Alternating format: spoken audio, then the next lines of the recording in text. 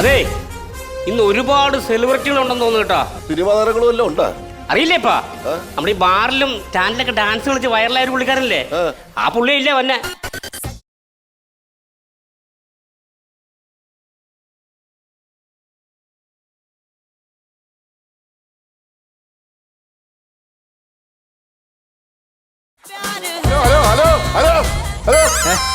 കോടതിയാണ്.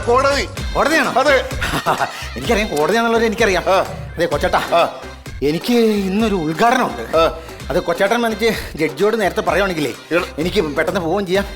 ഇതൊന്നും ഞാനല്ല തീരുമാനിക്കുന്നത്, ഇതൊക്കെ ജഡ്ജി അദ്ദേഹമാണ് ഈ കാര്യങ്ങളൊക്കെ തീരുമാനിക്കുന്നത്. നിങ്ങൾക്ക് ഇവിടെ ഒരു വിലയില്ലേ? അതൊക്കെ നിൽക്കട്ടെ. ഇപ്പൊ എന്താ കേസ്? എന്റെ കേസ് എന്ന് പറഞ്ഞത്, എന്റെ പൊന്ന് ചങ്ങാതി അല്ല എന്റെ കൊച്ചാട്ട, എന്റെ പെണ്ണുമ്പുള്ളേനെ എന്റെ തലക്കകത്തുനിന്ന് ഊരി തന്നെ എനിക്ക് ഡൈവോഴ്സ് വേണം.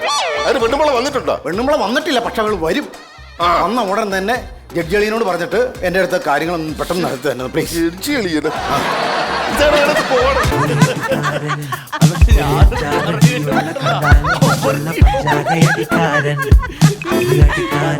ഇതാ ഞാൻ പറഞ്ഞ എന്റെ ഭാര്യ.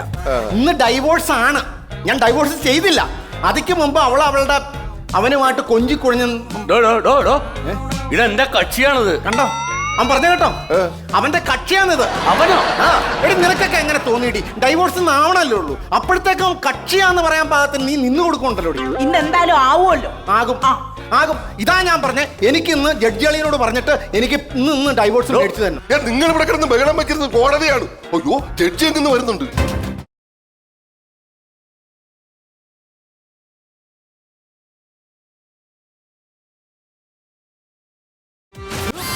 കെട്ടുകറിച്ച് വേണം. എടി അത് പെരിയ സ്വാമിയൊന്നും അല്ല, അത് ജഡ്ജിയാ, തൊഴുവൊന്നും വേണ്ട. കൊണ്ടോന്നോ? എന്ത്? മുട്ട പൊരിച്ചത് കൊണ്ടോന്നോ? മുട്ട പൊരിച്ചതോ? ഇന്നലെ എന്നെ മീൻ വറുത്ത് ചോറ്റുപാത്രത്തിൽ എടുത്ത് ഉച്ചയ്ക്ക് ഊണ് കഴിച്ചില്ലേ? അപ്പൊ ഇന്ന് മുട്ട പൊരിച്ച് കൊണ്ടുവരാന്ന് പറഞ്ഞില്ലേ?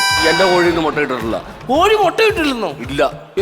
അങ്ങനെയാണെങ്കിൽ കോഴിയെ തൂക്കിക്കൊല്ലാൻ ഞാൻ വിധിച്ചു. എന്റെ വീട്ടിൽ ആകെ ഒരു കോഴിയേ ഉള്ളൂ. ആ കോഴിയാണ് ഈ നിൽക്കുന്നത്.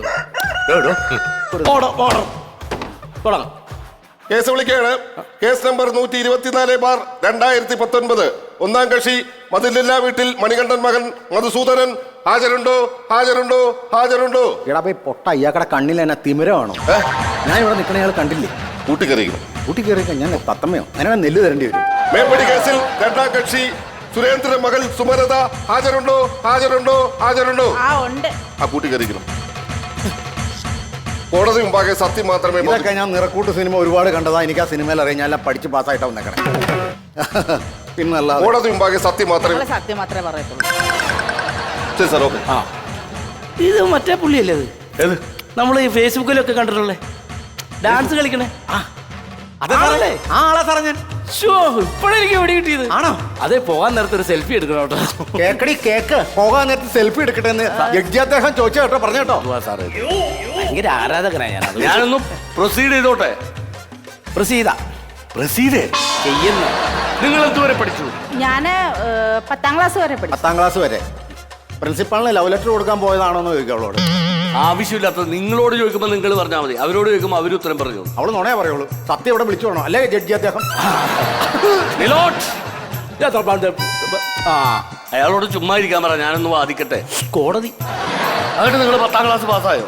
10ാം ക്ലാസ് തോറ്റുപോയി സാറേ.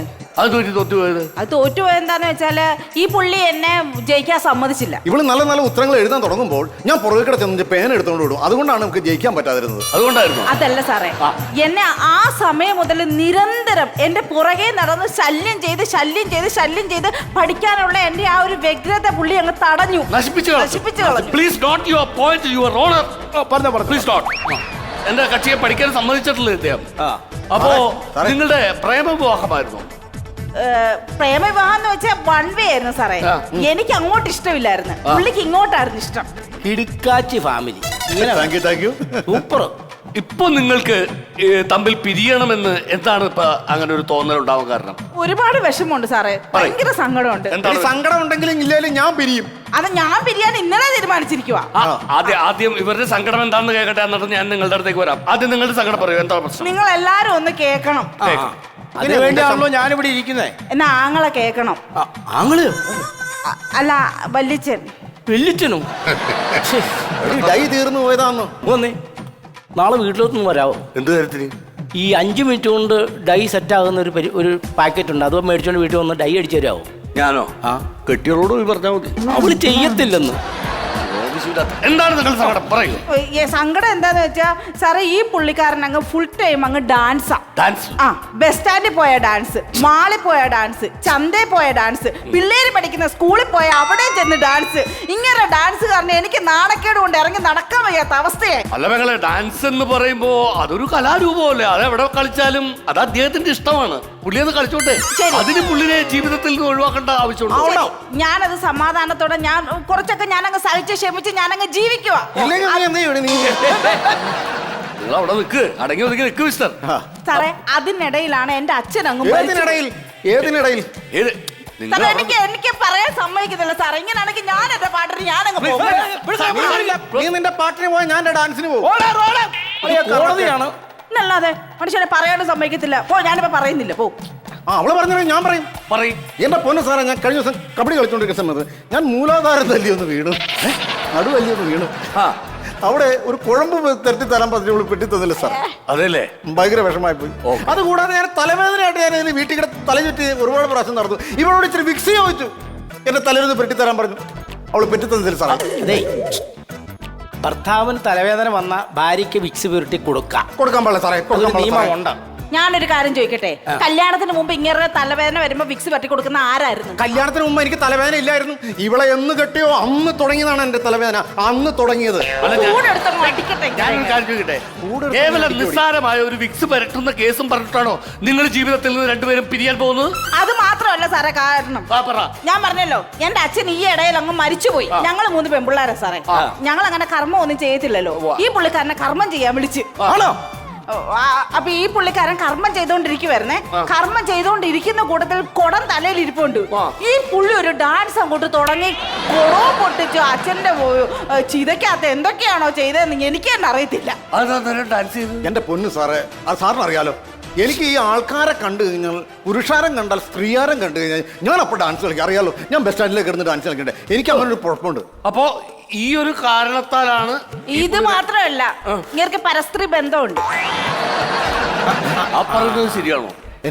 നിങ്ങൾക്ക് മറ്റുള്ള സ്ത്രീകളുമായിട്ട് ബന്ധമുണ്ട് എന്നാണ് നിങ്ങളുടെ ഭാര്യ ആരോപിക്കുന്നത്. സത്യമാണോ ഇല്ലയോ? സാറേ, എനിക്കുള്ള കാര്യം ഇനി ഞാൻ സത്യം തുറന്നു പറയാം സാറേ. ഞാൻ സോഷ്യൽ മീഡിയയിലൂടെ വൈറലായിക്കൊണ്ട ഒരു ആർട്ടിസ്റ്റാണ് സാർ. എനിക്ക് ഒരുപാട് ആരാധകരുണ്ട്. ഒരുപാട് ആരാധകരുണ്ട്. അപ്പൊ അങ്ങനെ എന്റെ സോഷ്യൽ മീഡിയയിൽ എന്റെ വൈറലായിട്ട് ഡാൻസ് കണ്ടിട്ട് ഒരു പെങ്കൊച്ച് ഇന്ന് വരാന്ന് പറഞ്ഞിട്ടുണ്ട്. അവള് വന്നാൽ ഉള്ളത് പറയാണ്, ഞാൻ വിളിട്ടിട്ട് ഞാൻ അവിടെ കൊടുക്കും. ഈ പുള്ളിക്ക് ഡിവോഴ്സ് കൊടുക്കാല്ലേ? സാധനം ഇരിപ്പണ്ട, ഡിവോഴ്സ് ഇരിപ്പണ്ട, ഇഷ്ടം പോലെ ഇരിക്കും. ഇത് മൊത്തം ഡൈവോഴ്സ് അല്ലേ? അതല്ലേ? ഏത് വേണമെങ്കിലും ഇതിലൊന്നും എടുത്താൽ കൊടുത്താൽ പോരെ. അപ്പൊ ഈ മറ്റേ പെൺകുട്ടിയായിട്ട് എന്തോ ബന്ധമുണ്ടെന്ന് പറഞ്ഞില്ലേ? നമുക്ക് ആ പെൺകുട്ടിയെ കാണണോ? കണ്ടുകളെ. എന്താ പെൺകുട്ടിയുടെ പേര്? ആ പെൺകുട്ടിയുടെ പേര് സാൽമി. സാൽമി. സാൽവി. സാൽമി. സാൽവിനെ ഒന്ന് വിളിക്കാമോ? വിളിക്കാം, സാൽമിനെ വിളിക്കാം. വരാൻ പറ. കോടതി പരിസരത്തുണ്ടെങ്കിൽ ഉടനെ കോടതിയിൽ. നിനക്ക് ഞാൻ തരുന്നൊരു ശിക്ഷയാണ്. നിങ്ങൾ പേടിക്കണ്ട, ഡിവോഴ്സ് ഒരുപാടുണ്ട്. ഒരെണ്ണം തന്നേക്കാം. മുളുസേ, ഞാനിവിടെ എല്ലാം പറഞ്ഞ് സെറ്റാക്കിയിട്ടുണ്ട്. ഇനി നമ്മുടെ ദാമ്പത്യ ജീവിതം മുംതാസും ഷാജഹാനെ പോലെ അടിച്ചു പൊളിച്ച് നമുക്ക് ജീവിക്കണം. കേട്ടോ? നീ കാണണം, നീ കാണണം, നീ കാണണം, നീ നീ കാണണം, നീ കാണണം.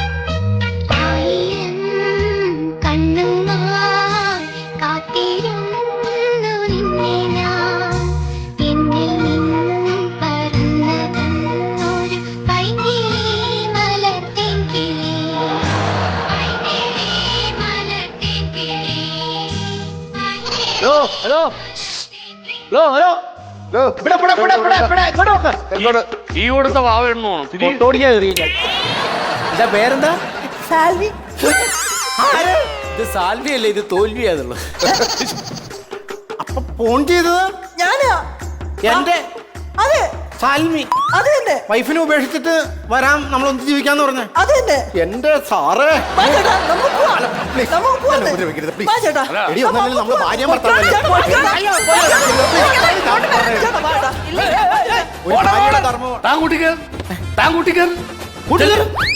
തോൽവി സോറി സാൽവി അവിടെ മാറി തനിക്കപ്പെട്ട ഡൈവോഴ്സ് എടുക്കട്ടെ. എനിക്ക് വേണ്ട. എനിക്ക് വേണം സാറേ. എനിക്ക് വേണ്ട. എനിക്ക് വേണം അല്ല, divorce. എനിക്ക് വേണ്ട. എനിക്ക് വേണം. എനിക്ക് വേണം. നിനക്ക് വേണമെങ്കിൽ നീ എടുത്തോ, എനിക്ക് വേണ്ട. സാറേ എനിക്കും വേണം, എനിക്കും വേണം. കൊടുക്ക് സാറേ. ഇപ്പൊ എന്തെങ്കിലും ഒരു തീരുമാനം നിങ്ങൾ ഉണ്ടാക്കണം. ഞാൻ മാത്രമല്ല വന്നത്, എന്റെ ആങ്ങളെ കൂടെ കൊണ്ടുവന്നിട്ടുണ്ട് എന്റെ ഈ ഏട്ടനെ കൊണ്ടുപോവാൻ. നിന്റെ ആളെയോ? പാല അജി അങ്ങ് വിളിക്ക്, പുള്ളിനെ വിളിക്ക്. പുറത്തേക്കുണ്ട്. അജി ചേട്ടാ. ഈ പുള്ളി മറ്റേ യൂട്യൂബില് അയ്യോ പാട്ട് പാടുന്ന മറ്റേ പുള്ളിയല്ലേ, ബാലാജി. അയ്യോ ഭയങ്കര ആരാധകരാ ഞാനോട്ടോ. അപ്പൊ 2 ഫോട്ടോ അല്ലേ? സെൽഫി. ഒരു സെൽഫി വേണം. അയ്യാ നമുക്ക് ഇങ്ങനെ നിന്നാ മതിയോ? അളിയനോ? പിന്നെ അല്ലാതെ ഒരു കാണിച്ച മണ്ഡലം. നീ ഇത് കേട്ടോടി, എന്റെ മുഖത്ത് നോക്കി എന്നെ അളിയാന്ന് വിളിച്ച കേട്ടോ. പോയിക്കോ. നീ ഭാര്യയല്ലേ എന്റെ? നമുക്ക് പോവാൻ ചേട്ടാ. അളിയ ഞാൻ പാടാം. അളിയ പറഞ്ഞ് മനസ്സിലായില്ലേ? അളിയ ഞാൻ പാട്ട് പാടും, അളിയ ഡാൻസ് കളിക്കും.